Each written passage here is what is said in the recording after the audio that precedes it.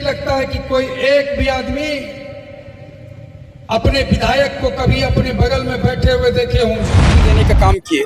जब इच्छा शक्ति थी कांग्रेस की सरकार में तो उन्होंने किसान के कर्जे को माफ करने का काम किया। और ये जो लट गया पूरा, आप तलवा सितवर का नक्शा बिगड़ गया। आप चले जाइए सोनवर्षा गोंडवा, पूरा नक्शा बिगड़ गया वहाँ का। तो सवाल यह है कि हमारे देश में नहीं है। कांग्रेस के ज़माने में तो उस वक्त जब कोई सुई बनाने का कारखाना नहीं होता था तो उस वक्त नेपाल के बॉर्डर पे जाकर के आप देखिए 56 फाटक का पुल बना दिया गया। बराबर का चक्कर लगता है। जब वो अस्पताल जाते हैं तो उनको कह दिया जाता है कि अब आप एक काम करिए, ये फलां डॉक्टर के पास प्राइवेट में चले जाइए। यहाँ पर कौन देखने वाला है? कौन विधायक देखने वाला है? कौन मंत्री देखने वाला है? जाति धर्म मजहब के नाम पर ये लोग वोट लेकर के राजनीति करते हैं। नमस्कार, मैं शंकर कुमार, आप देख रहे हैं अपना टॉप न्यूज। अभी मेरी उपस्थिति सुपौल विधानसभा क्षेत्र में है और मेरे कैमरे में देख रहे हैं कि कांग्रेस के प्रत्याशी मिन्नत रहमानी है, जो पिछले वर्ष मात्र कुछ ही मतों से हार मिली थी, लेकिन इस बार 5 वर्षों से लगातार मेहनत कर रहे हैं। तो क्या कुछ होने वाला है? सर, सबसे पहले स्वागत है अपना टॉप न्यूज में। बहुत बहुत धन्यवाद आपका। अगले बार कुछ ही मतों से आपकी हार हुई थी, लेकिन इस बार 5 वर्षों से लगातार आप जनता के बीच जाके संघर्ष करें और जहां अभी आप खड़े हैं ये कोसी इलाका है। तो क्या लगता है कि आपके आने से जो 35 वर्षों में नहीं हुआ, क्या वो होगा पूरा?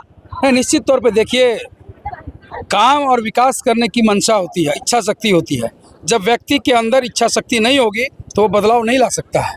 जब इच्छा शक्ति थी तेजस्वी यादव जी को, उनको 1 साल का समय मिला, वो लाखों युवाओं को नौकरी देने का काम किए।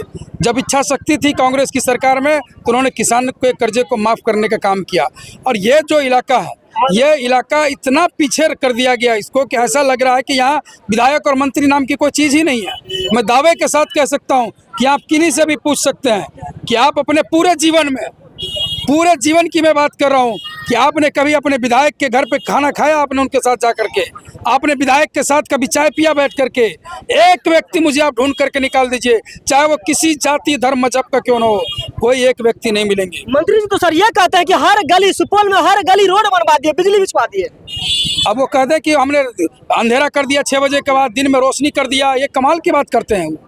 अरे कहाँ नहीं हुआ है ये विकास? तो ये निरंतर चलता ही रहता है ना। ये तो यूपीए 1 और यूपीए 2 की सरकार में अब वो कह दें कि कोसी के बांध को भी हमने ही बनवा दिया।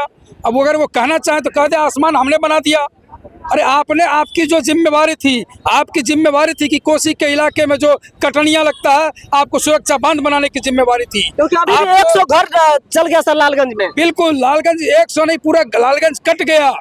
पूरा आप तलवा सितवर का नक्शा बिगड़ गया। आप चले जाइए सोनवर्षा गोंडवा, पूरा नक्शा बिगड़ गया वहाँ का। तो सवाल यह है कि आपकी जो जिम्मेवारी थी आपने वो जिम्मेवारी नहीं गिनाया। आप गिना रहे हैं, सिर्फ हवा की बात गिना रहे हैं। कौन ऐसी जगह है जहाँ रोड नहीं है, जहाँ सड़कें पूरे देश में नहीं है?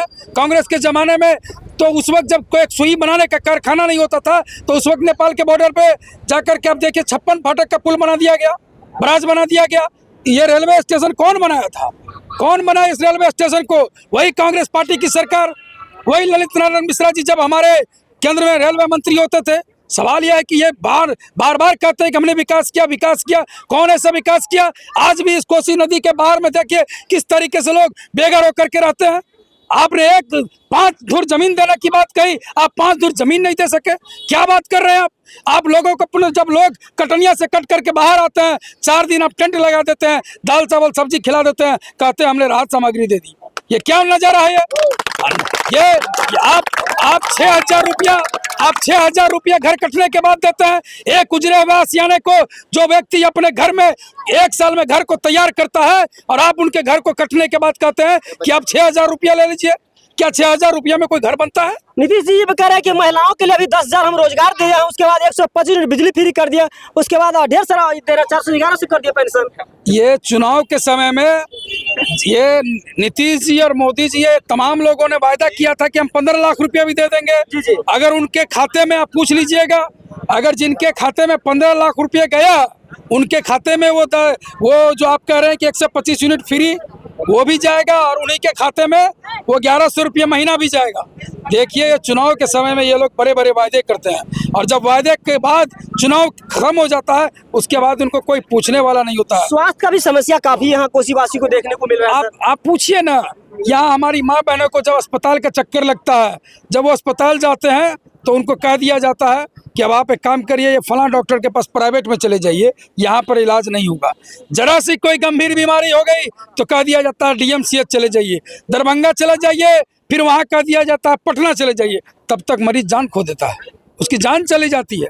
ये लोग तो जान लेते हैं इसी तरीके से। कौन देखने वाला है, कौन विधायक देखने वाला है, कौन मंत्री देखने वाला है?